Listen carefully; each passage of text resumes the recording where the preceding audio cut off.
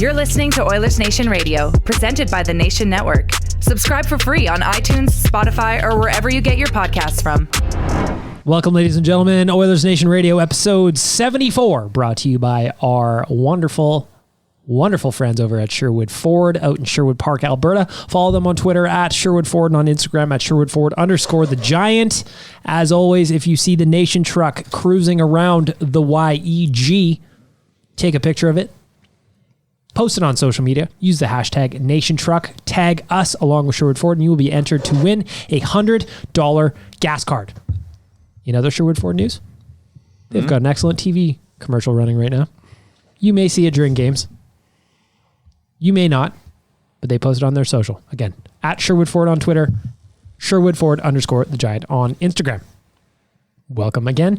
This is a pre-deadline episode of the podcast. Can you use that sound edition? Can you use that sound bite now that the deadline has been played out for 2 weeks? Yeah, deadline edition. I wish that you guys would have all heard the pre-show that Tyler was putting on before we started recording. He is a very passionate man about his foods. I hope he feels better now. Nah, I got Okay. No, reset. Let's pull that one out, Tyler. Let's pull that one out. Wow. I didn't know that was on the menu. Yeah, he's passionate about his... How much is that? Okay, when I put this up, I'm just going to leave that as one big long bleep. All right. Oh, Is that the McHappy meal? All I know, got screwed around with all I know is that would have been a very passionate ad for Skip the Dishes a little bit later in the podcast, but I'm glad that we got to enjoy it early. Fuck. Today, I want to start off this show with a look at Darnell Nurse. Why? Because my friend Tyler, he kicked a hornet's nest on Twitter the other night, and he had a bunch of people upset with him. So, Normally a very happy man. Okay. Tyler, you, just to paraphrase, I don't have your tweet up in front of me, but it was basically like, okay, go ahead. Darnell Nurse was not worth signing long term, and if anyone tries to argue that, make them watch that hockey game. Man, people were acting like I said Darnell Nurse should be shot. I think what you have to do though is put out what you actually mean. Like you use that, but you like to say things to create a conversation. It's a little bit hyperbolic. What you meant was that you can't sign him long term to the money they were talking about. Yeah, right? If he's going to have those games consistently. Putting him at 6 times 6.5, you're not horribly against. No, but the 7x7 number was an issue. And nothing north of 7, 100%. I think most people are on board with you there. But yeah, definitely the way you when you came out with it like that, that's going to get under some people's skin. But people need to stop like inserting other things or like saying that you're missing something in your tweet. Just taking tweet at its face value. You're being critical of a guy who had a bad game. And I'm not saying that you're incorrect in having that But then opinion. there were people who argued with me and were like, how could he have a bad game? He played 30 minutes. But he didn't really have a bad game. He's not meant to play that role. It was above what he was expected to do. Was this the Boston game, Tyler? Yeah. But he did Darnell Nurse finished with a team low 22.2 Corsi 4 and an expected goals percentage of 11.4. He did have a bad game. It's not like I agree that there's. But he's playing 9 more minutes than what he's probably should be playing. To say he's had a bad game, I think is just he didn't have. Yeah, he was playing out of his league. On the flip side, Lagesson playing above what you would expect him to want to play. Caleb Jones, same thing. What's Caleb Jones' those are right exactly what you Ooh. expect to see. Caleb Jones. This was against Boston, of course. This was against Boston. Yeah, 18 minutes. He finished the best defenseman as far as Corsi goes, 68%. His expected goals for percentage was 75.8. And he had a scoring chance for percentage of 69.2. Nice. But the thing with Nurse is that he did play the most against the Pasternak, Marchand, Bergeron line, and he did that matchup well. But he was bad on the power play. He was really, really good on the penalty kill. Do you think he was bad on the what part of the power play was he bad at? He can't pass the puck. He's not great at that, and that's fine. I agree with you 100% there. I don't think great. Like it's below average puck moving ability. It is. So that was a problem I had with him, but I was willing to forgive it because he that's not his role, and that's it's fine. an easy fix. Too. Are some of those passes like early in the drive too? Because they were brutal coming up across. Well, I've said this a bunch on Twitter. I just wish that the Oilers at this point, without Connor in the lineup, would go for a plan B or a plan C on the power play. Yeah, that we don't have the rocket behind us. Instead of trying to carry it over the blue line, because they're just stacking it up 4 across. They're not getting through. They were doing it a little bit last game, though. Draisaitl was coming up and then passing it over to Nugent Hopkins right at the blue line. They were kind of chipping it in there, or at least doing a bit of a give and go. But yeah, the first couple ones, they just tried to do the same drop pass, like big hook from Marchand was standing there just waiting. But it feels funny because it's not just like, because with our traditional break-in, it's just pass it to Connor and then he kind of distributes. Now we've got 3 dudes that are all playing Connor's role because they're the outlet options if one of them isn't ready to go or isn't. Well, and also Connor's going 9 million miles an hour, so it's like you in the can't just stack forward. Up. Well, the forechecking forward really can't do the same thing to Connor because he got blown right past him. Yeah. But with these guys, you can go a little bit deeper and be a little more aggressive because you feel like you can keep up with them. And you can't stack up the blue line quite as much against a Connor-led power play because if he gets past you, he's in alone and you're completely fucked. And there's a good chance he's going to get past you. I just think that they need to switch that up. But more importantly, to Tyler's point that started this conversation, let's just slide Ethan Bear into Daryl's spot. That drops his minutes. He is much more well suited to playing on the power play, in my opinion, than Darnell Nurse. I disagree with that only because I think having Bear run the second unit is better, because if you have him up on the top unit, he is probably a better passer than Nurse is. He might have a better shot than Nurse does. But it's really Draisaitl and now at this point Yamamoto running that top power play unit. Having Bear on the second one, you can stagger the talents a little bit and actually have him be the quarterback on that second unit, which I think is better for his development. They don't really get out there that much, though. That would be my only That's concern. just it. Yeah, that's just it. You would hope. You would think that with McDavid out, yeah, they would get a little bit more time, but it was also interesting to see on the power play too when they had the second unit out against Boston. It was just okay, Leon, you're staying out for 2 full minutes, or Nuge, you're staying out for 2 full. Well, they minutes. need somebody. They need somebody to win the face-off each time. That's why. Yeah, like if there was a clean line change on the fly, maybe not, but because they needed to win the puck, they even needed to win the draw. They always kept someone out there. But I think the point is, and Bag Milk, you said it at the start, was that they just need to change the way they're looking at the power play without Connor, without just the zone entry specifically. But like I think even just the structure of the power plays, move some guys around and find something that works that's better. I think once they've been inside the line, they've been just fine. Yeah, but I would agree. I would like they're. Before the Boston game, they were 3 for 10 without Connor. Yep, which is still league best. It's just getting into the zone has been an issue. Yeah, it's getting close to. If you don't follow Michael, what's his name? Michael Parkatti. He's a stats guy from Edmonton. Shit, I wish I could remember his name.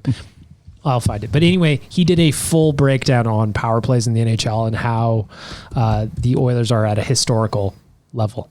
Michael Parkatti, M. Parkatti. Go follow him on Twitter. He's got good shit, and he breaks down his numbers really well. That's what he's one of those numbers guys that I think that there should be more of, where he presents the data and then explains it so stupid people like me can understand it. He's not just throwing it at you and being like, "What? Figure it out." Leon Draisaitl, 25th Hart candidate right now. Oh man, those guys from Evolving Hockey, I will give them credit. They dug in. They have really doubled down on a horrible take. But I guess if you get the chance to select for Hart a guy with 24 points in 50 some odd games, as opposed to a guy with 95 points in 60 games, you got to do it. He did walk away from the Nikushkin nomination he was going to do there at one point. But I think they're just driving good conversation, which is fine. It was not good conversation. Well, that's fun conversation. I think it's hilarious to watch people freak out. And then other people to be like, hold on, like he's just trying to come at it from a different angle, and he's sparked some anger. No, there's no defense for him. Yeah, when you're objectively wrong, it's a weird thing to just really. You're just straight up wrong. Just move on. To me, the whole like Draisaitl's 30th to 50th in our Hart rankings. It's like, well, there might be something wrong with the way your model operates. Like, just say your rankings seem like an issue more than Leon Draisaitl. The argument for like Panarin over Draisaitl is a different conversation, but yeah, when he's putting Draisaitl behind Valeri Nikushkin, or they are putting Draisaitl behind, it's kind of like hold on, a certain somebody I remember putting Draisaitl in the AHL. Yeah, I remember who that was. That was me. McDavid. That was 100% me. The last 2 years because the Oilers didn't make the playoffs. So I get the Panarin thing, but the Rangers suck. So get the fuck out of here with your Panarin argument. But watch the goalposts move again on that, right? Absolutely. Because the NHL, if there's one thing that writers in this league love to do, and the people that actually vote on these things, it's move goalposts on what matters. Back to the Nurse conversation really quickly. Jason Strudwick chimed in yesterday on the Jason Gregor show. He said, Nurse is not a number one D-man, and that's okay. Very few are. Ripping him when he plays 30 minutes and doesn't dominate is idiotic, and it's unfair. He's a very good D-man, but expecting a player to be more than he is foolish. Which is kind of what you were saying, just not as aggressively, Tyler. Yeah, and Struddy wants to... I mean, I don't think Struddy is directly calling me an idiot, because I don't think he would, even though I threw a couple nice hot takes at him. But Hot takes champion. Hot takes champion, hello. Yeah, that's pretty much all I was saying. And I feel like people just sort of misunderstood my point. I never said Darnell Nurse played bad against Boston. He was below average, and the deficiencies in his game really shone through in that Bruins game. Yes, he played 30 minutes against top competition. That's great, and he was fantastic on the penalty kill, but he's not a good mover of the puck. He's not a good passer of the puck. And that is honestly reason number one why I didn't want him signed to a long-term $7 million deal. And all my tweet was saying was, if Darnell Nurse or anyone says he should have been signed for 7x7, watch that hockey game, because it shows you why he's a $5 to $5.5 million defenseman. And there's nothing wrong with that. You're just saying his valuation is different than what. And people took it as me just absolutely hating on Darnell Nurse and just wanting him traded and all this stuff. If Darnell Nurse is making $5 to $5.5 million on your second pairing with Ethan Bear, that's a championship caliber blue line. If your top pairing is good, and if that's your second pair at that price, I like it. And who knows, in 2 years, 5.5 for a D-man right now might be 7 then. Right? With the way things go up, there's the mitt. Yeah, I'm wearing the mitt in the podcast. Hot Take Mitt has made an appearance on the podcast. Get a picture. Although I did hear, Tyler, that post Hot Takes win, you left the studio. Yeah, it's because Dusty gets a massive piss baby whenever he loses Hot Takes. So, good for you. All I was doing was making my point on Nurse, and he decided to dunk on me, and I couldn't finish my point, and then he started ripping on me, and I was just like, you know what? I don't need to be here. I don't get paid to do Hot Takes, so I left. Well, Hot Takes was over already. Didn't you have to work in an hour? So I went back to my office, and I worked. You mentioned puck movers, Tyler. The Oilers recalled one this week, Evan Bouchard. Dad, he's back. He left for cigarettes in September. I didn't think I'd see him again this year, but he's back. No fire in his belly, though. Well, yeah, if you're Jay, Bouchard has no fire in his belly, despite the fact that he is second among rookies for defensive scoring. But leading all American Hockey League defenders in scoring since Jan 1. Not a great team at all. On a pretty we'll depleted roster. So the question I have for you guys about Bouchard is, right now the Oilers on the right side look set. They look like they're happy. Does Evan Bouchard play, or is he, and this is Jason Gregor's theory, just up as a congrats for playing very well, come practice with the boys, come collect an NHL paycheck for a little bit? What do you think? He's a wily vet. They needed him in the locker room. They need some leadership in that locker room. He's been around rinks for years now. No, I think Gregor's probably right. Just give a kid a spot, and God forbid we lose another defenseman. Maybe he gets into a game, but Larson did take a puck to the face the other day. He did leave practice yesterday, according to TSN's Ryan Rashog. He took a puck to the melon. But I think Bush is just here to hang out and watch for a bit. He might get a little bit of ice time, but I don't see them going 11-7. So unless there's an injury down the right side, and I do not see them putting him in the left. I was actually concerned when he got recalled that Matt Benning had something happen. Or maybe that there was a trade. It was an odd time to be calling him up, 2 days after or 3 days after the Klefbom injury, to just randomly kind of go Bouchard's back up coming up to the big club. They just really didn't want Granlund here. Maybe. People hate dry toast, man. Yeah. Horrible. They need to be careful of that 10-game mark, right? Because as soon as Bouchard gets into that 10th game this season, whether it's regular season or playoffs, and he's going to burn a year of his ELC. And as much as you could say, he could help the power play right now and all that, is it worth burning a whole year off his ELC? Probably not. Especially when the team's kind of rolling. Yeah. Too, you know what I mean? Even with all the injuries they're missing, of course, Sportsnet like to show the $33 million of cap hit is out of the lineup. They're still playing well.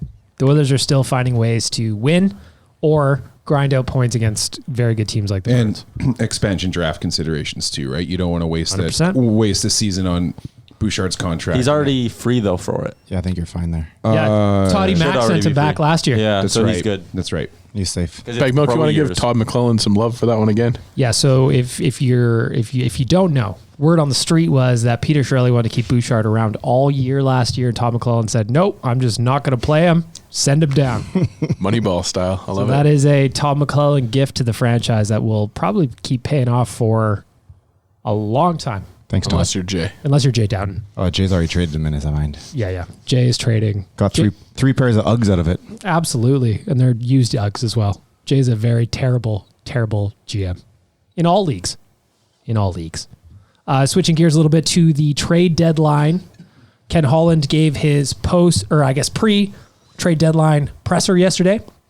And for me, I transcribe these a lot.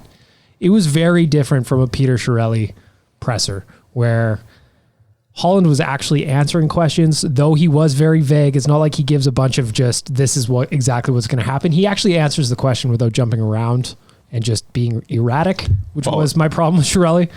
And having a media availability in the first place. Yeah, I think Holland has had more media availabilities at this point in his Oilers career than Chiarelli did in his entire Oilers career. You think so? I bet you it's tight.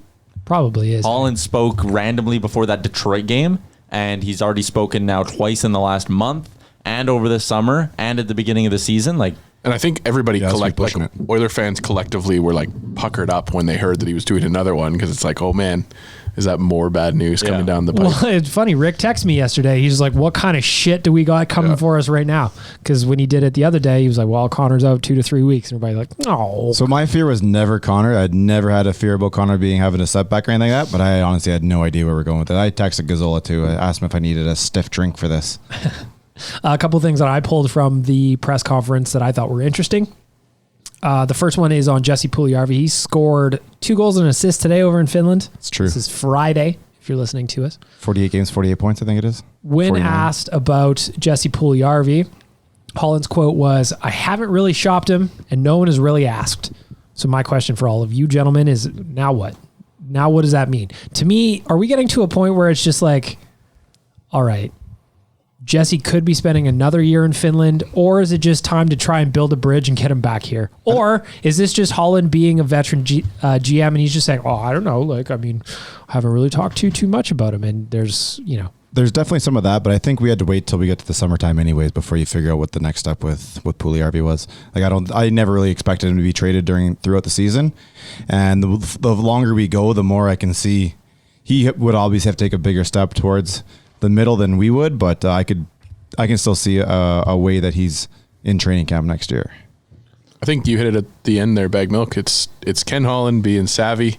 He's not going to talk about a guy that could potentially come back to the team next year. But he's also not taking a lesser value for him And that's than what he has that's- a perceived value. exactly. Right? He's not forcing himself on this. So That's that's the where I beauty kind of- of think that we're going to get back to. And that's the beauty of the tone of the statement, right? It's, I haven't really thought about it. He's in the, I know he's on my team, which is good. That's important that he knows that. well, he's still an asset. But he's not shopping him around, and he's not necessarily getting that many calls about it. So it's fine either way. The thing I like about it is that it seems like, at least from an outsider's perspective, that Holland has set his line in the sand for what he wants for Puljujarvi, and he's not stepping off it. Whereas if this was the old regime, Oh boy. old Pistol Pete would have sent him out for a 6th-round pick by now. Well, and that's true too about everything, right? The first round pick, it's about everything. He has his desired price for things, and he's not going to walk away from that. That 6th-round pick would have been given a no trade clause too, right off the hop.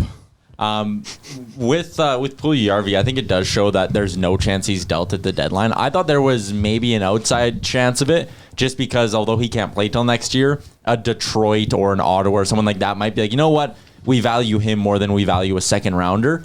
That's not the case, because I think if it was, Holland being a good savvy GM would have came out and said, yeah, there's 4 or 5 teams interested, because he would have wanted to sweat on those teams that were. I think this shows that he just has not even had. I think he's being truthful. I think it's no one's even talking about him. Maybe Holland's throwing his name out there and all that, but he knows no one's meeting the price he wants, and he'll wait till the draft when some team in the 2nd round, early in the 2nd round, has their favorite player go off the board and just says, "Fuck it, we'll take a gamble on Puljujarvi." So But you wouldn't take him first. It would have to be more than just a second round pick. Though, if it's right? before pick 40, I take it. Straight up. Don't you feel like? Don't you feel like his value of him is like like a second round plus a prospect? Man, if you get to pick 33 in the upcoming NHL draft and still no one has given you anything on Puljujarvi, and if you're Holland and you think he will not come for another year, like another year overseas, I think he'll just plummet his value. I think that would really hurt him. So I think at that point you just go, I'll cut my losses. And if Holland is confident he could get an early second round pick for him now, that might change it. It might change how he views his second round pick at this year's deadline, right? Like if he gives up a second and a Ryan McLeod or Dmitry Samorukov for a good player right now, he might get to June and just go, you know what? Screw it. I need to recoup an asset. I wouldn't mind taking another pick here in the second round, and he might feel more inclined to do that deal than he is right now. Finnish NHL correspondent Tommy Sapala tweeted out last night, when it comes to Jesse Puljujarvi, my understanding is that nothing has changed. It's very unlikely Puljujarvi will play in Edmonton.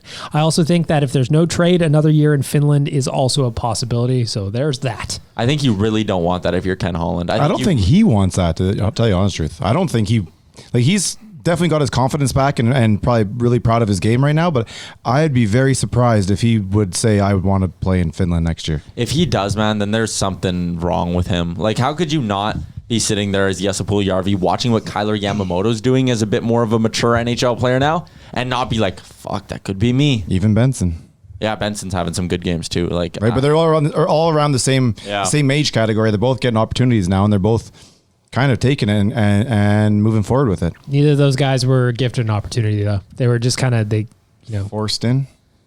They fucking grinded in the AHL for a while, and Yamamoto for like a year.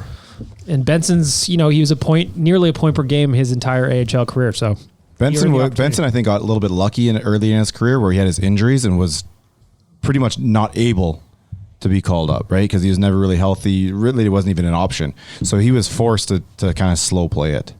Sticking with the trade deadline a little bit, it is time to get to the Sherwood Ford Giant question of the week. Giant. Tyler, you set up the Sherwood Ford Giant question of the week every week. What do you have for us today?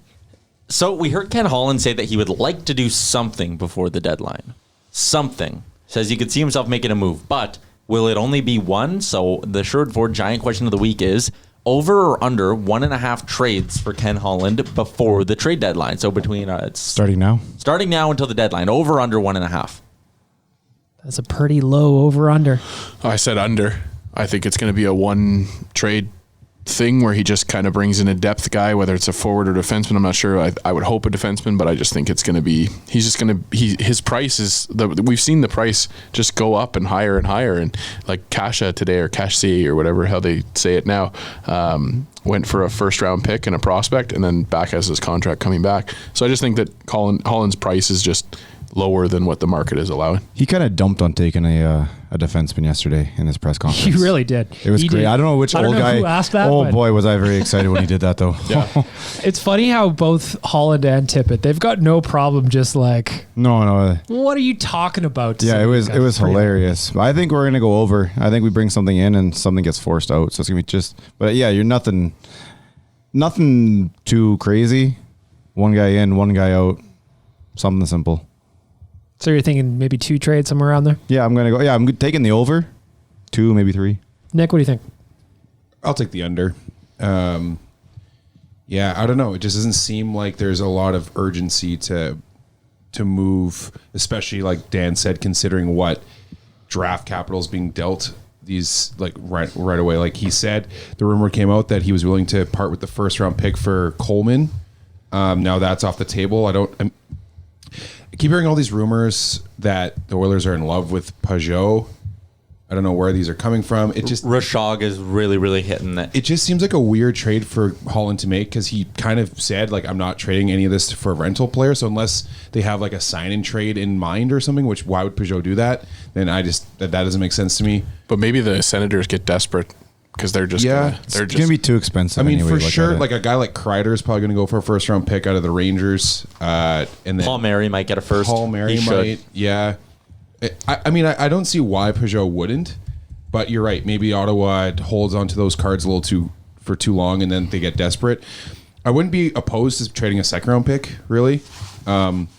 Just kind of going back, I went back through a bunch of the drafts, and like second round picks are just so rarely stars. Impact players. They just are. Yeah. And if you can trade that and have a guy, I know we bring up Anastasiou a lot, but a guy who comes in at a good age, under team control, that's worth it to me. But just kind of, I know there's this whole thing where the Pacific Division's weak and it's anybody's year kind of thing, but it's like, I mean, we all love the Oilers, but are they really in contention to win a cup? Are we really willing to trade away a lot of future capital to go on a cup run? I don't know, maybe. Well, and when you look at the Pacific Division too, it's like, Vegas got a little bit better with Alec Martinez. I think they paid a high price for him. Martinez sucks now. Yeah, no, I know. And like Vancouver, you would say probably stayed level with the Toffoli addition with the loss of Brock Besser. It's like at 3 best. players. At best, because like, come on, Besser's better than Toffoli. Yeah, and then they don't get Ferland back for the rest of the year, and there's another one there too, Levo. But so the Ducks are shit, the Sharks are shit. So the Coyotes, like, I mean, they're now looking at possibly dealing Taylor Hall. They've been doing an ad campaign that they're not going to, but you got to imagine that really? where they're sitting. Yeah, they both there's 2 articles written on NHL.com about how the Coyotes want to keep Taylor Hall and how Taylor Hall wants to stay at Coyote. Wow, that is PR damage control. So there is Yeah, no, you don't, some Taylor. Like, come on. yeah. So there's Come so on, there's Taylor. that. You do not want to stay in Arizona. So I don't know if necessarily the narrative of the Pacific is getting better. It's just the Pacific is making moves. And so, yes, you got to think that the Flames and the Oilers are kind of sitting there thinking, oh, maybe we need to make a tweak or two. But Flames are interesting. Like, do they trade Johnny Gaudreau now? No. he changed his Twitter bio. Yeah. No, I don't even think he ever did. He deleted all stuff No, he did. related to the It was Flames and Boston confirmed. College. He changed it, and then it was immediately fixed by like an hour later. Yeah. But I do believe that they're going to deal him before the beginning of next season if they don't go on a run this year. Mm-hmm. And that's something I've heard from a few people as well. Entry Living loves making trades. He does. He and loves those kind of trades. like everyone keeps talking about the mystery team that held up the Hall to Arizona thing. It's pretty well known, I think, now that was Calgary. I thought it was St. Louis. No, I I've thought heard St. Louis was secretly in there. I've heard from a few people now that it was a Calgary thing and it was a hockey deal. And if you connect those dots, to me, that means it was a Johnny Gaudreau trade. There's been a lot of Gaudreau to Hall stuff that they've talked about for a long time. Well, he's also from that area, is he not? Yeah, he is. It would be a homecoming for both of them, of sorts. So back to the Sherwood 4 Giant question of the week, 1.5 over under. We got a lot of unders here. Rick's got the over. Even just looking at an asset management standpoint, I'm on Puckpedia right now. Expiring contracts. They're not going to trade Sam Gagner right now. Though, you know. If somebody offered something, you probably would. Maybe. I don't know, man. He came into that game against Boston. He took Granlund's spot, and he was an impact player. Yeah, no, don't get me wrong, but I mean, if somebody's offering something, Yeah. you're not Archibald? shopping them. Nobody's No. trading Josh no, Archibald. He ain't going nowhere. Gaetan Haas, my boy. No one's picking him up. Fourth line center next year. Mm-hmm. Nope, keeping him. Riley Sheahan. No. Resign him, baby. Yep. Patrick Russell. I mean, See you. Whatever. I don't know how he stayed here the whole time. Like a 7th round pick. I mean, 8th pick. Colby Cave is an RFA. Oh, Whatever. man. Will that Pittsburgh goal be the highlight of his career? Yep. Yes. How could it not be, man? I'd be playing that on loop in my house if I was him. Also getting Chiarelli fired twice. That's true. In his last That's a transaction feather. twice. 100%. Matt Benning, I could see teams being interested in him, I don't but see us moving also him. Ken Holland not being so pumped on trading him. Yeah. I'm a Benning guy. I don't know why he yeah. takes so much shit. Benning is perfect. We've talked about this before. Benning is perfect as a third pairing defenseman. I've been an advocate of trading him just because I think his value might be more than what he means to the Oilers. But that doesn't mean I don't like him as a D man. When he's on your third pair, you're happy. You should tweet that. Yeah, it's been, Only it's with been if he days puts since the you got in end, a if he fight. puts that last part in there, No, I think hold he's on. safe. I No, think he's just safe. yeah. No, just, you can't put that No, part just put. I would trade Matt Benning and see what happens.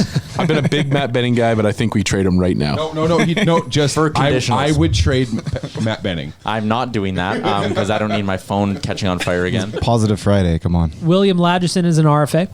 I could see teams wanting him. Interesting. Ethan Bear is an RFA. And, of No. course, we are Klefbombing him. Sign him forever. Forever. And Wouldn't Mike that be Smith. nuging him? That one's starting to make me nervous. No, I think it's done this summer. I hope so, man. And obviously, Mike Smith is a UFA at the end of the year. He's not going anywhere. So even if you're just looking from the asset management standpoint, it's not like any of the expiring contracts make sense to move, really. You know what? Because right now we are hearing a good amount of, well, the Oilers are worried about the bonuses for Yamamoto and Smith. They don't want to go over into next season.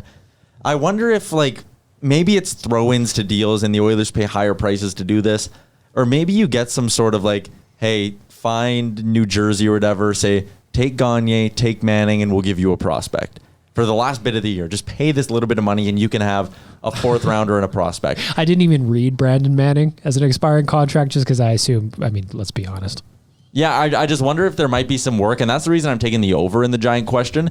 I think he might do some work to try to get rid of some money. Like, he might even look at, I think, like seeing what a Puljujarvi fetches him at the deadline just to get out of the contract for next year. I think they like Chiasson too much. I think that dude's got bad luck in front of the net right now. He's got a lot of chance. I'm not gonna say he's of skill. Okay, there's that too. But I just feel like, and again, I'm an advocate for him, but I just feel like Gagne can play Chiasson's role in that power play unit. He can. To me though, like if Holland has to make a tough decision here, and if he goes, fuck, I need to get rid of some money, Gagne is the easy one. Of course. Manning is an easy one as well. I'm starting to get a feeling though with all these defensemen are moving that Chris Russell is movable. yes, He is And movable. they're starting to prove that. But will he be healthy by Monday? I don't think he has to be. I don't think. Yeah, You can trade him when he's not, but as long as the other team's on board for it. But and a contending team might just be like, ooh, concussion issues, hasn't played in 2 weeks. Nope. Yeah. Yeah. Yeah, that's the. It's. The I think it shows that theoretical he's value. gonna not only be tradable in June, he's gonna have value in June. If Andy fucking Green can get you a second and a good prospect, hello, you can get a 4th rounder for Russell. Alec Martinez is better than Chris Russell, but 2 2nd-round picks for Alec Martinez now, like that's fucked up, man. Yeah. I What if you can get that third right now? I think Sinbin tweeted it out. I'd have to find it, but they had a list of all the draft picks that Vegas has traded so far since they came into the league, and it's insane. Like they've traded like 2nd-round picks, 1st-round picks because they got so many during the expansion draft with all those side deals, and they've traded basically all of them away. It's insane. Well, have they even had a farm team this year?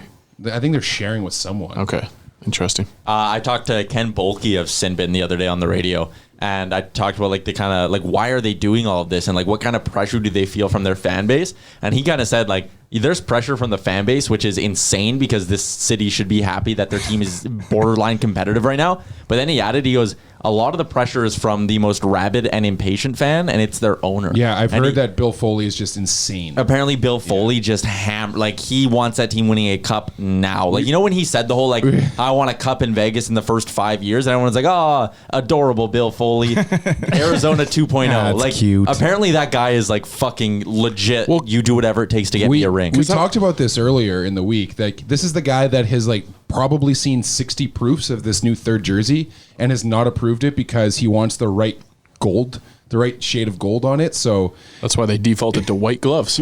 Because they were going to get gold Really? gloves. Yeah. And then- White gloves but are nice. The threads that he had chosen for the white gloves were not going to wear and tear through an entire game. So they were going to have players that had like strips of fabric laying off their gloves and stuff. The more I hear about Bill Foley, the more I compare him to the George Steinbrenner character on Seinfeld. Yeah. yes. Just that he is just completely out of his balls. That dude won a lot of Where'd you championships. get those calzones? That's Yo, he won a why lot of Pete DeBoer- championships. There's something to be said for that. Gerard Gallant was fired. Yeah. He wouldn't share his calzone. No, he was hiding under dipped his into the vest, tip too. jar. Yeah, exactly. Those gold jerseys should be called the calzones. That would make sense. Yep. Speaking of calzones, Oh, maybe bravo. you want one for yourself. Bravo. That's why you mentioned the show. Good Well, for you. I didn't. It just kind of it all okay, came fair enough. together. It all came. This teamwork makes the dream work, boys. There you go. We're all putting in the shift right now.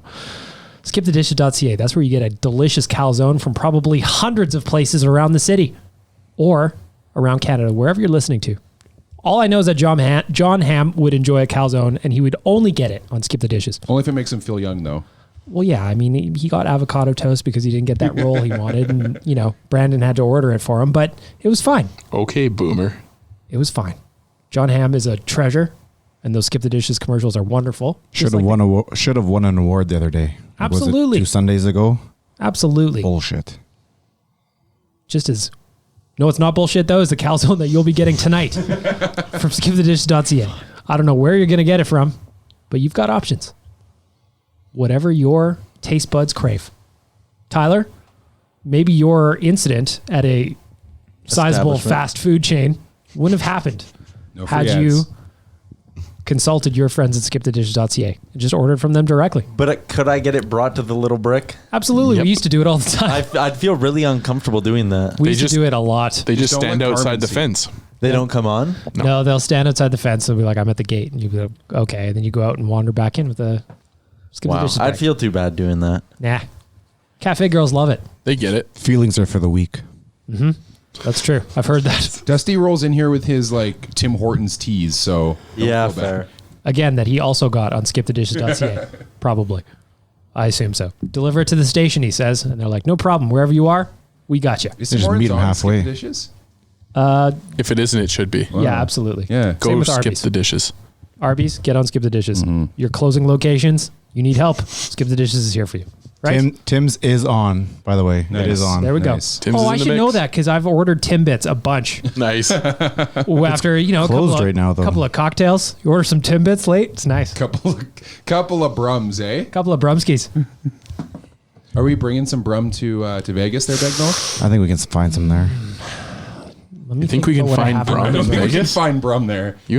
You have a great amount of faith, my friend. I do. They're a destination It's- location. They're now trying to take it's- care of everybody. Now it's not going to be the Alberta sugar beet Brum, I don't think. Well, no, it may be a different. And now that I'm thinking about species it, of my beet. supplies, my reserves are getting very, very low.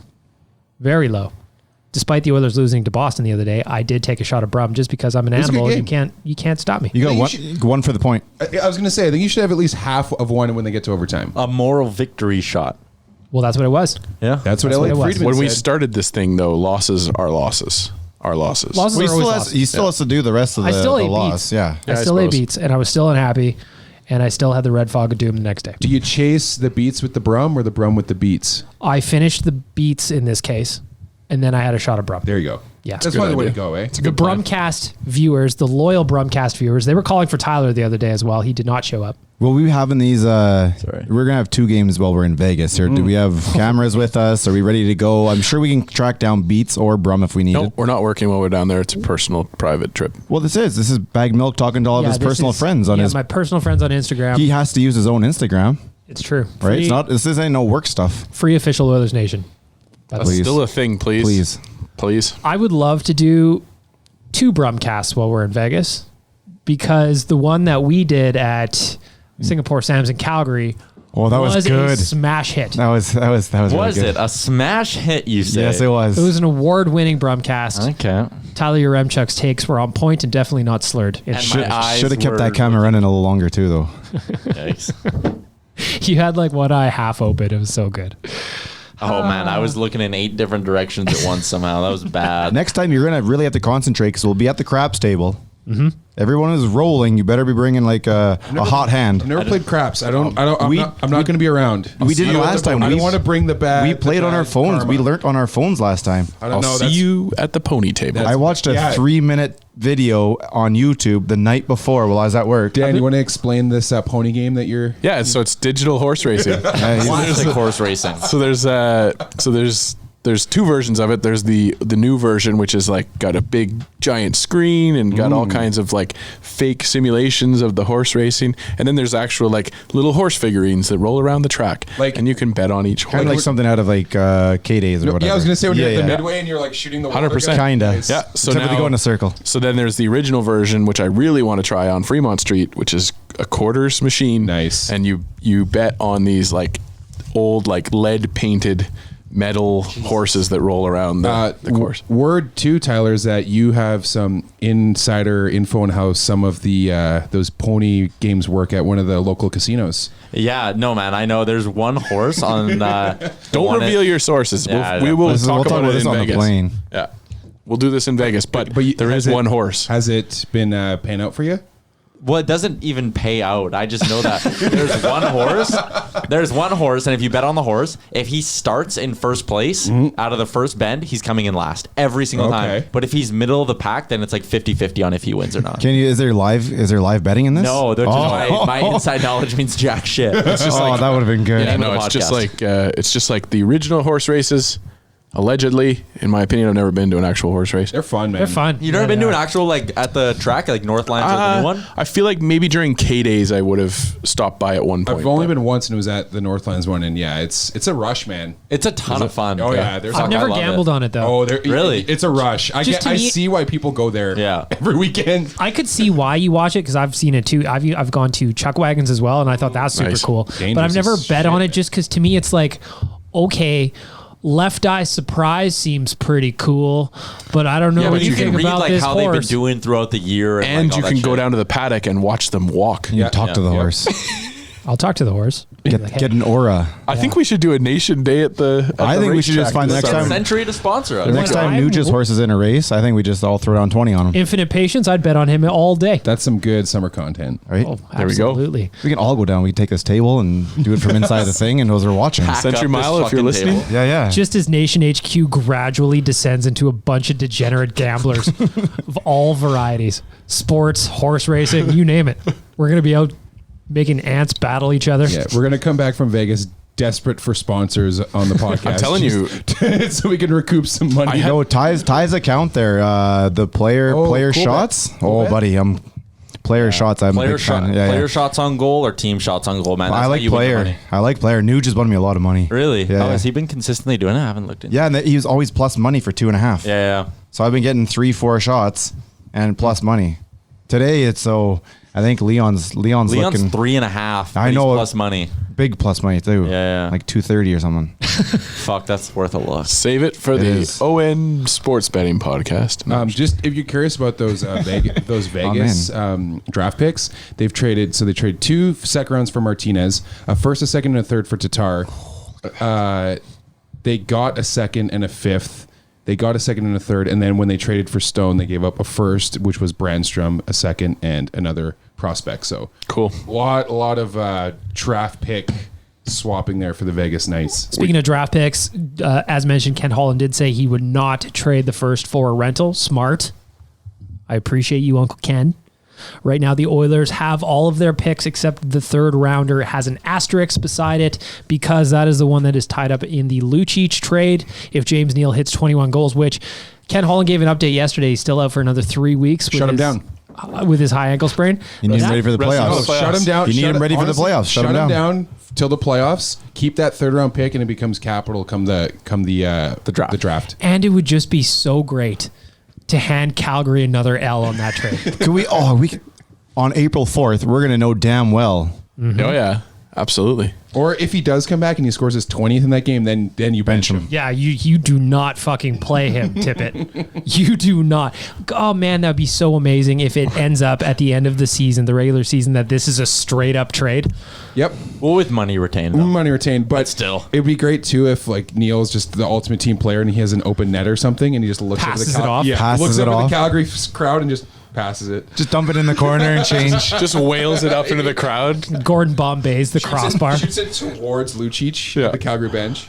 Speaking of Lucic, earlier in the season, he said he was contemplating retirement. Wow. Because Bill Peters was such an so asshole. if Bill Peters didn't get Yeah, I fired, was just was gonna say. Lucic going to retire? It's a wild question to have to think about, but I mean the guy It's doesn't a no, usually pull definitely. punches. Why would he say that otherwise, right?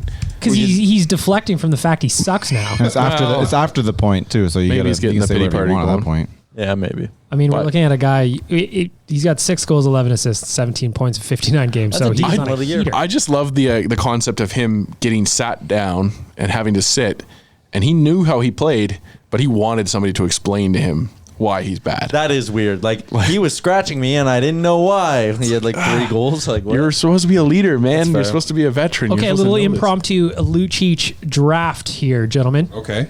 Last year in 79 games with the Edmonton Oilers, he had 6 goals and 14 assists for 20 points. In 59 games with the Calgary Flames, he has 6 goals, 11 assists for 17 points. Now, does he match his total from last year? He'll pass it. What was his total? I think he'll pass it. He needs 3 points. All right, he's going to end up with like 23 points. The Flames seem to give him opportunities, which is weird. So I think he'll pass it. Well, they're forcing the envelope on that trade. Oh, so right? did we. Yeah, absolutely. That's fair. But yeah, Connor, no, what you need to do is you need to bank some fucking goals in off this guy, please. I got you. Connor, We all think we're going to see him in Vegas? Yes. Yeah, 100%. Sounding like it. It's He's a gonna lock, play. He's man. gonna play on Sunday. He's going to LA. They said, right? So He's not playing tonight against Minnesota. That's okay. That's okay. Take the day off. I was hoping. Relax, Connor. Chill, bro. Connor or not, we're gonna fucking lose a 3-2 game to the Minnesota Wild because We're winning this one tonight. And then This lose team's on different. Sunday to LA too. Like This team's fuck. different. Right now, they're different. They're looking at things differently. I They're hope coming so. out. They're. Is Manny This- Fernandez in different? net? Oh, I hate Manny Fernandez. Oh, What? I still That's hate a Manny hot take. Fernandez. He was just such an Oiler killer. It's true. And I still Yeah, hate we couldn't Marion score a goal Gaborik. anyways. It's true. What's that? I still hate Marion Gaborik because he would Really? just torch the Oilers all those years. as Everybody well. on the Hurricanes, Oh, of I course. feel like lately, past, present, I don't have future. the stats in front of me, but I feel like every time we play the Wild, Eric Stahl just lights us up. Yeah, I feel like you're right. I don't even have anything to back that up with either. Just feels right. So in the two games, let's look ahead at tonight's game against the Minnesota Wild. In the two games played against the Wild this year, that's 2 games, Tyler. 2 L's. Yeah, I did the pregame podcast today. I thought there was only one. They played in October and in December. The first one was brutal. Oilers lost both games, outscored 9-5 over those two. It was 6-5 in round 1, 3-0. 6-5 in round 2, 3-0 for the Wild in round 1. In that round 1, they scored 3 in like 10 minutes. No, in like the first period. That It was back in October, too. Yeah, it was really pretty early. That was wasn't one it? of the first bad games of Yeah. the year. Yeah, Yeah, that was October 22nd. There were 3 first period goals. yeah. It was. Where And they're it was. from? It was pretty. It was pretty level after that. And I There think might it be some was 2 score goals effects in there, from- but You'll like this, Nick. Okay. First 2 goals, Eric Stahl. There it is.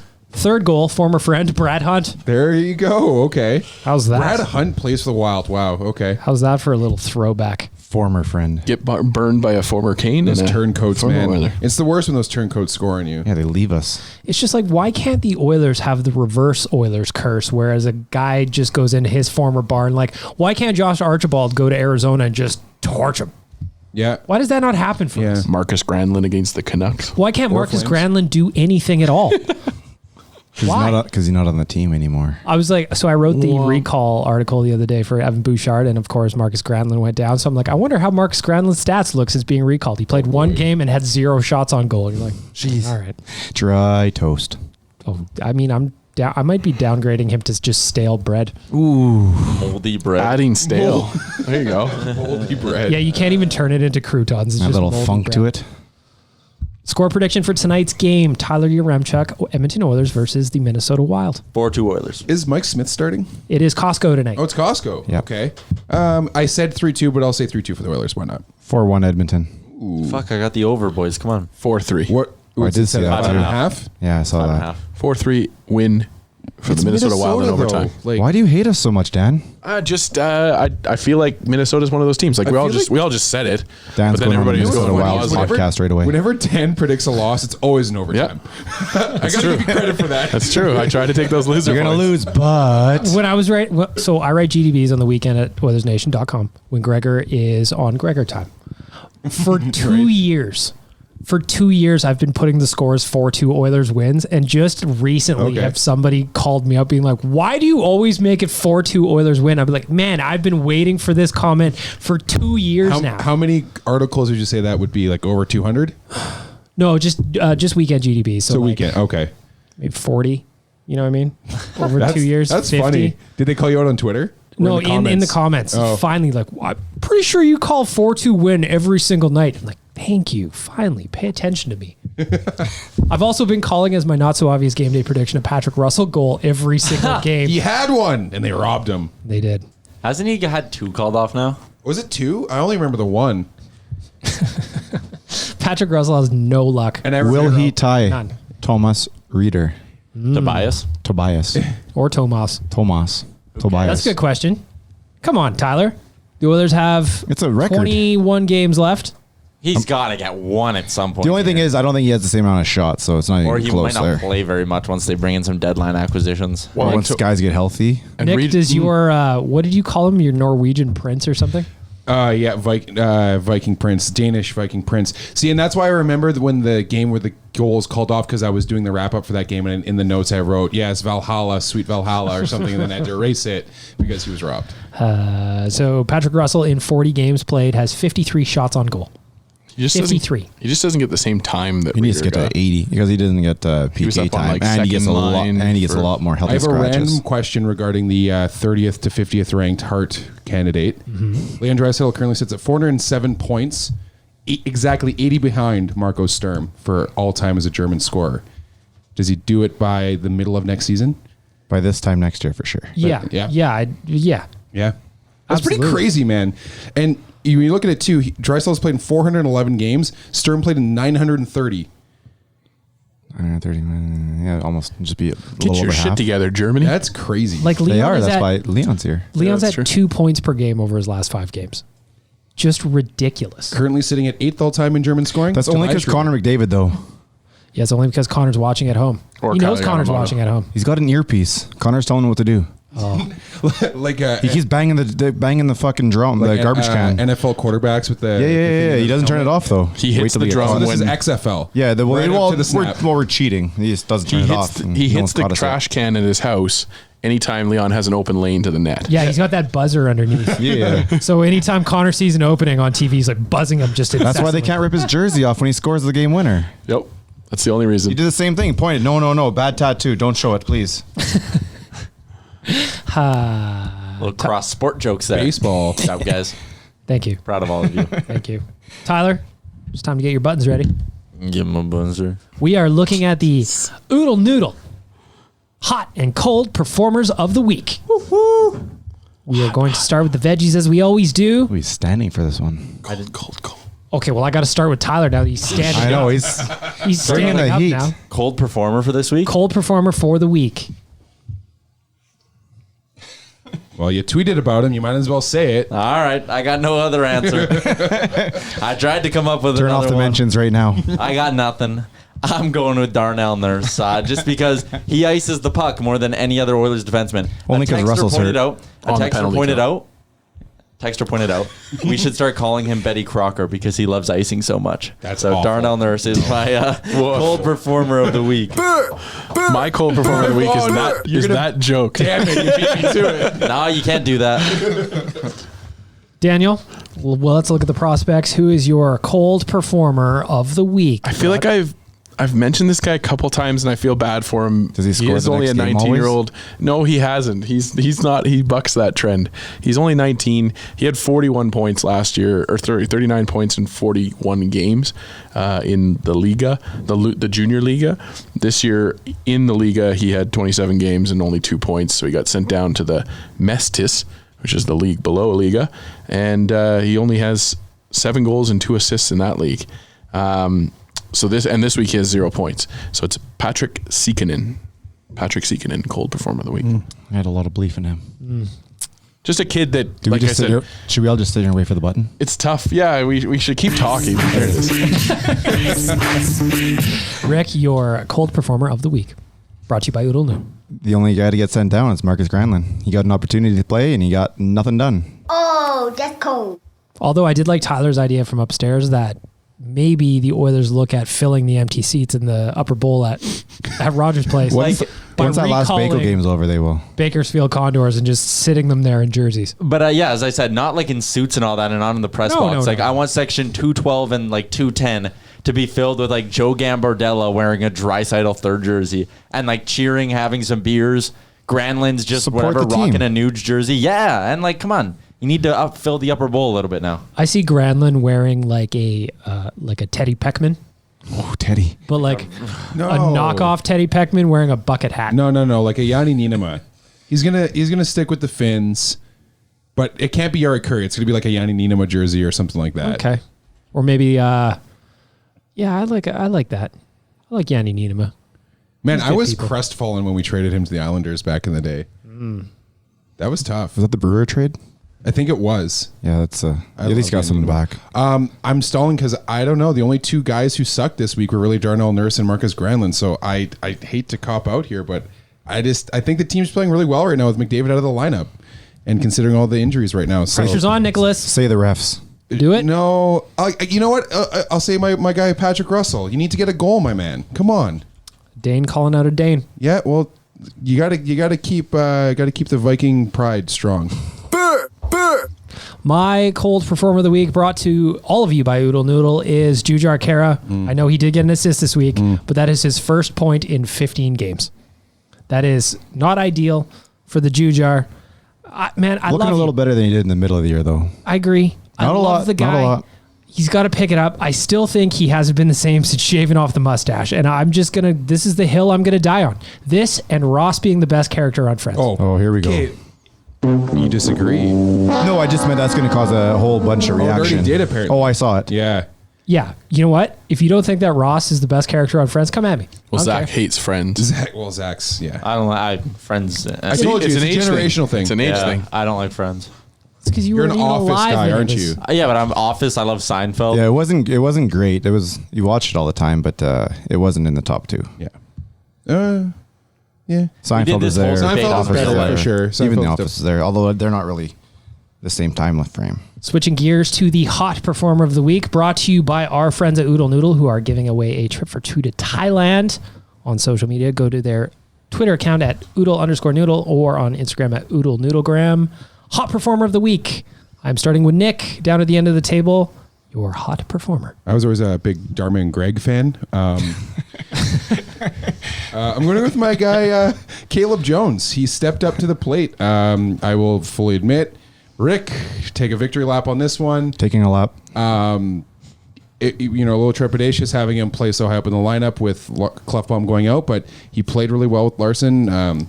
Read the morning report after the game against the Carolina Hurricane, or after the Boston Bruins.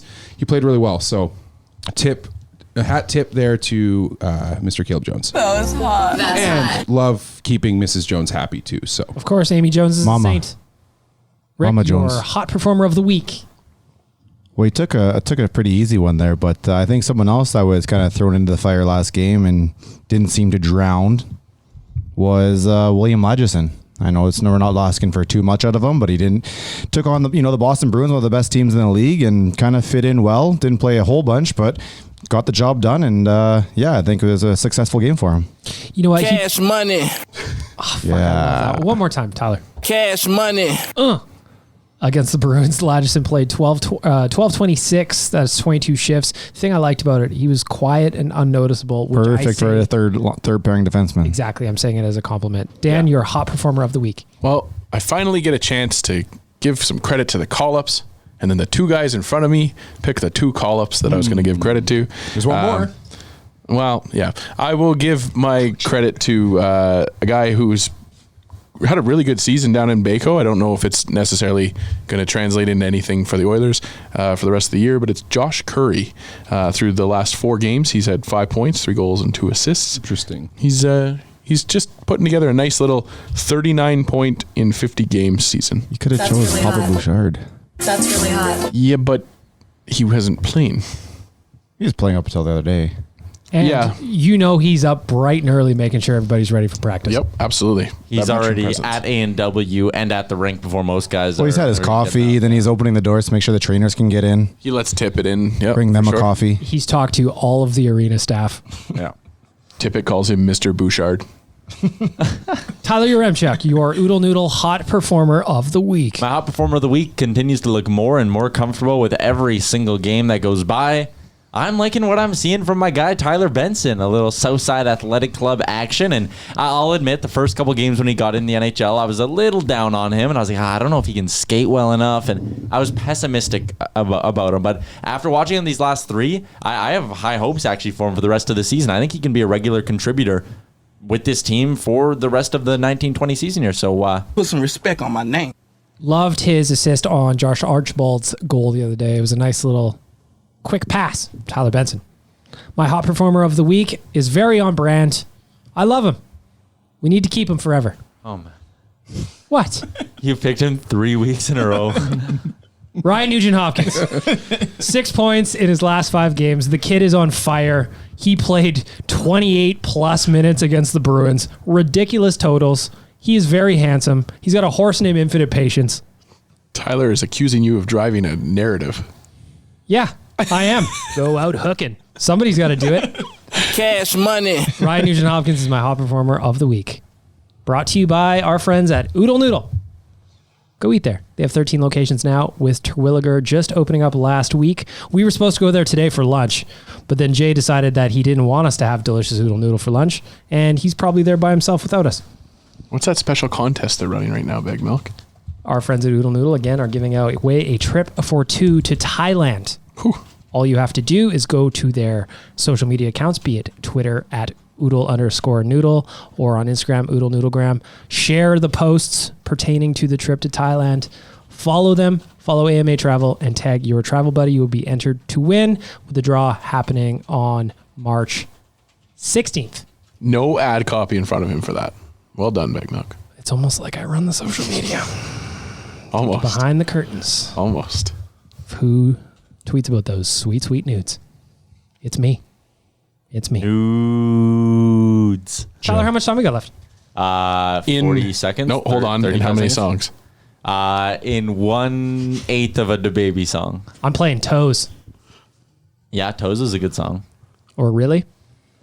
Well, now you have even less time. I just want to go around the horn real quick. All 5 of us are going to Las Vegas on Tuesday morning. What are you guys Rick. expecting? Open so. Yeah. I mean, it's been an adventure with the travel documents is all I'm going to say there. Yep. We are all going to Vegas on Tuesday morning. The Oilers are playing the Anaheim Ducks, and then we will all be in attendance for the game against Vegas. I'm going to chirp that band so hard this time. I'm just so excited. Oh, I've we're been right planning beside them. Free beer, free hot dogs. There's 3 things that I want to do outside of watching 2 Oilers wins. One is PF Chang's. I'm going to get that Kung Pao shrimp. That really big drink. Oh, yeah. Coom got a fishbowl. Yeah. Like 9 ounces. We of just booze got in some there. devastating news here mid-podcast. Dan, go ahead. So earlier this week, our friends at Belmont Sobeys got a cameo from Grant Fuhr, and that got my mind firing up, and I was excited, and I checked out who else is on that fine website, and I found one Chris Pronger on the website. Chris Pronger, if you don't know, fucked Edmonton Oil, ruined our franchise, took us down to a dark path. And so I asked him, He technically was the first step to getting Connor. would you like, fuck him. I asked him, I paid him money and said, would you like to just send an apology to the city of Edmonton on my behalf? And he just responded and said no. Sadly, a guy who still works in the NHL didn't think it was a good idea to admit that he fucked the city over. But he still does cameos as if that's a good idea. It was his wife. His wife wanted to leave. So I just looked it up. In 23 career games against the Oilers, Eric Stahl has 26 points, the most against any Western Conference team. So if you're going to bet on somebody scoring against the Oilers tonight, at least a point, make it Eric Stahl. Fuck Chris Pronger. And well, with that, we are going to wrap up episode 74. Thank our friends at Sherwood Ford, the Giants, skipthedish.ca, and Oodle Noodle for making it all possible. Again, download, subscribe, leave us your reviews on iTunes. I want to read some I checked this morning, and there was nothing new. Where are you with my instructions, people? Tyler's getting upset. And you don't want Tyler to be upset. Nope. He's perma upset. Thanks for all of you for listening. Please enjoy your weekend. Go Oilers. That's all for this week. Shout out Damien. Best Bye-bye. wishes. See you in Vegas. Thanks for listening to Oilers Nation Radio, a member of the Nation Network of Podcasts. Make sure to follow us on all of our social media to stay up to date and never miss a podcast.